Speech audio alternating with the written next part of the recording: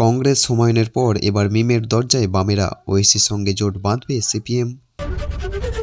টাকার বিনিময়ে নিয়োগের অভিযোগ, হলদিয়ায় তৃণমূল বিধায়কের বাড়িতে বিক্ষোভ। পার্টি অফিস চোর, আরামবাগে তৃণমূল যুব সভাপতির বিরুদ্ধে মারাত্মক অভিযোগ দলের। 177 বিধায়ক নিয়ে বুক ফুলে বিধানসভায় ঢুকবে বিজেপি, হুঙ্কার শুভেন্দুর। এসআইআর এর নথি হিসেবে কমিশনে গণ্য ডোমিসাইল সার্টিফিকেট, জেনে নিন কিভাবে পাবেন স্থানীয় বাসস্থানে শংসাপত্র। এখনই বিদায় নিচ্ছে না শীত, পরপর দুদিন 14 ডিগ্রিতে মহানগরে তাপমাত্রা। 3 বছর না হলে পঞ্চায়েতে আস্থা নয়, মানুষের রায়কে সম্মান জানিয়ে বিল পাস বিধানসভায়। গ্রাহকদের কাছ থেকে 10 কোটি টাকা হাতানোর অভিযোগ, গ্রেপ্তার পোস্টমাস্টার। আরও 7 দিন হবে শুনানি, চাপে পড়ে এসআইআর এর সময়সীমা বাড়ালো কমিশন। সিভিক ভলেন্টিয়ারের মৃত্যুতে ব্যাপক ভাঙচুর, কল্যাণী জেএনএম হাসপাতালে ধুমধুমার কাণ্ড। মসজিদ নির্মাণ শুরুর পরের দিন থেকেই বাবরি যাত্রা, রাজ্যের কি বার্তা দিতে চান হুমায়ুন? বাবাকে খুনের ভয় দেখিয়ে লাগাতার শারীরিক ও মানসিক নির্যাতন, অপমানে চরম সিদ্ধান্ত ছাত্রীর। দিলীপ ঘোষ উঠতে ভাঙল মঞ্চের এক অংশ, গোসাবায় বিজেপির কর্মসূচিতে বিপত্তি। ভারতের স্বার্থে মার্কিন তেল কিনব, ঘোষণা বাণিজ্য মন্ত্রীর। তবে কি বন্ধু রাশিয়াকে ভুলে গেল ভারত? সুপ্রিম কোর্টে মমতার লড়াইয়ে প্রশংসা, বঙ্গ সিপিএমের ভিন্ন সুর মানিক সরকারের গলায়। মিড ডে মিল খেয়ে অসুস্থ 70-এর বেশি পড়ুয়া, সংকটজনক অবস্থা ছাত্রীর, আতঙ্কে অভিভাবকরা।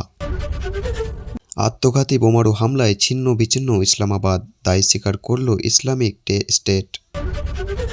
এতক্ষণ শুনলেন সংবাদ শিরোনাম, এবার জানাবো বিস্তারিত খবর। রাজ্য রাজনীতিতে ফের বিতর্কের কেন্দ্রে মুর্শিদাবাদের বিধায়ক হুমায়ুন কবির। বাবরি মসজিদ নির্মাণ শুরুর পরের দিন থেকে বাবরি যাত্রা শুরু করার ঘোষণা দিলেন তিনি। জানা গিয়েছে আগামী 11ই ফেব্রুয়ারি বেলডাঙ্গার বাবরি মসজিদের নির্মাণ কাজ শুরু হবে। কোরআন পাঠের মাধ্যমে ভিত্তি প্রস্তুতের কাজ শুরু করা হবে। আর ঠিক তার পরের দিন অর্থাৎ 12ই ফেব্রুয়ারি শুরু হবে বাবরি যাত্রা। এই যাত্রা নিয়ে ইতিমধ্যে রাজনৈতিক মহলে জোর চর্চা শুরু হয়েছে। হুমায়ুন কবির জানিয়েছেন 100টি গাড়ি নিয়ে যাত্রায় বের হবে, প্রায় 600 জন অংশ নেবেন। নদিয়া মুর্শিদাবাদ বাদে পলাশী থেকে শুরু করে উত্তর দিনাজপুর ইটাহাটা পর্যন্ত এই যাত্রা। মোট পথ প্রায় 265 কিলোমিটার। কিন্তু হঠাৎ এই বাবরি যাত্রা কেন? হুমায়ুনের দাবি, বাবরি মসজিদ নির্মাণে নিয়ে কিছু মহলে অপপ্রচার চালাচ্ছে, সেই অপপ্রচারের জবাব দিতে এই যাত্রা। তার কথায়, মানুষকে সত্যটা জানতেই এই উদ্যোগ। আগেও অপপ্রচার হয়েছিল, এবারও ব্যর্থ হবে। তবে রাজনৈতিক বিশ্লেষকদের মতে উত্তর থেকে দক্ষিণ পর্যন্ত এই যাত্রা আসলে বড়সড় জনসংযোগ কর্মসূচি। আসন্ন নির্বাচনে ভোটের আগে বার্তা দিতে এই পদক্ষেপ। উল্লেখ্য, তৃণমূল কংগ্রেসের সঙ্গে দূরত্ব বাড়ার পর থেকে আলাদা রাজনৈতিক অবস্থান নিয়েছে হুমায়ুন কবির। সেই প্রেক্ষিতেই এই বাবরি যাত্রাকে নিয়ে ঘিরে নতুন করে উত্তাপ ছড়িয়েছে রাজ্য রাজনীতিতে। এখন দেখার বিষয় এই যাত্রা ভোটের রাজনীতিতে কতটা প্রভাব ফেলতে পারে। যেখানে বঙ্গ সিপিএম বারবারই মমতা বন্দ্যোপাধ্যায়ের সমালোচনায় সরবর, সেখানে ঠিক উল্টো সুর শোনা গেল ত্রিপুরার প্রাক্তন মুখ্যমন্ত্রী মানিক সরকারের গলায়।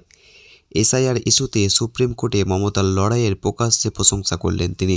ভোটার তালিকার বিশেষ নিবিড় সংশোধন প্রক্রিয়া, আর এই প্রক্রিয়ার প্রকৃত ভোটারদের নাম বাদ যাওয়ার আশঙ্কা রয়েছে, এমন অভিযোগ তুলে আদালতে দ্বারস্থ হয়েছেন মুখ্যমন্ত্রী মমতা বন্দ্যোপাধ্যায়। তিনি স্পষ্ট জানিয়েছেন, একজন প্রকৃত ভোটারের নাম যেন বাদ না যায়, সেই জন্য আইনি লড়াই যত দূর করা যায় তিনি করবেন।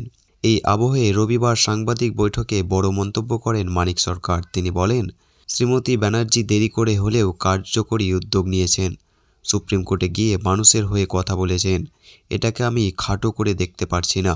এখানেই থেমে থাকেননি তিনি। নির্বাচন কমিশনকে তীব্র আক্রমণ করে মানিকের অভিযোগ, এসআইআর প্রক্রিয়া নিরপেক্ষ নয়, মুসলিম তফসিলিভুক্ত ও গরিব ভোটারদের টার্গেট করা হচ্ছে। বিজেপিকে সুবিধা দিতেই এই সংশোধন চলছে।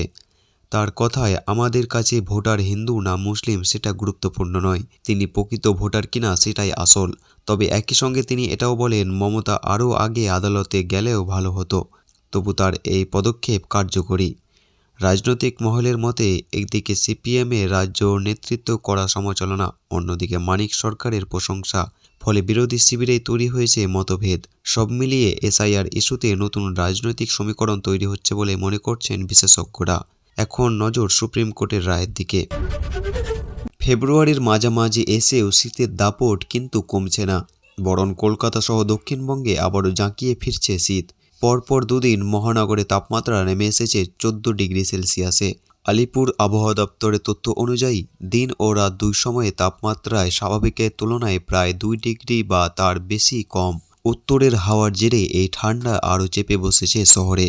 কলকাতায় আকাশ পরিষ্কার, সকালে ও রাতে বেশি ঠান্ডা অনুভূত হচ্ছে। উপকূল ও সংলগ্ন জেলাগুলিতে তাপমাত্রা 14 থেকে 15 ডিগ্রির মধ্যে। এদিকে পশ্চিমের জেলাগুলিতে শীতের প্রভাব আরও বেশি।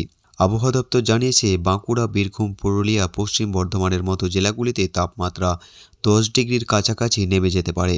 তবে কবে থেকে স্বস্তি? পূর্বাভাস বলেছে, আগামী 3 থেকে 4 দিনে এই শীতের আমেজ বজায় থাকবে। সোমবার থেকে তাপমাত্রা সামান্য বাড়তে পারে বলে মনে করছে, অর্থাৎ এখনই শীতকে বিদায় বলা যাচ্ছে না। অন্যদিকে উত্তরবঙ্গেও ঠান্ডার দাপট অব্যাহত। দার্জিলিং ও পার্বত্য এলাকায় তাপমাত্রা 5 থেকে 6 ডিগ্রি। বেশ কয়েকটি জেলায় সকালে কুয়াশার সম্ভাবনা। মালদহ সহ নিচের জেলাগুলিতে 13 থেকে 15 ডিগ্রি তাপমাত্রা। সব মিলিয়ে ফেব্রুয়ারিতেও বাংলা জুড়ে চলছে কনকনে শীতের আমেজ। তাই সকালে বা রাতে বের হলে গরম জামা নিতে ভুলবেন না। আর এমনই আপডেট পেতে আমাদের চ্যানেলটিকে সাবস্ক্রাইব করবেন। এতক্ষণ শুনলেন বিস্তারিত সংবাদ। আজকের মতো সংবাদ এখানেই শেষ হলো। ধন্যবাদ।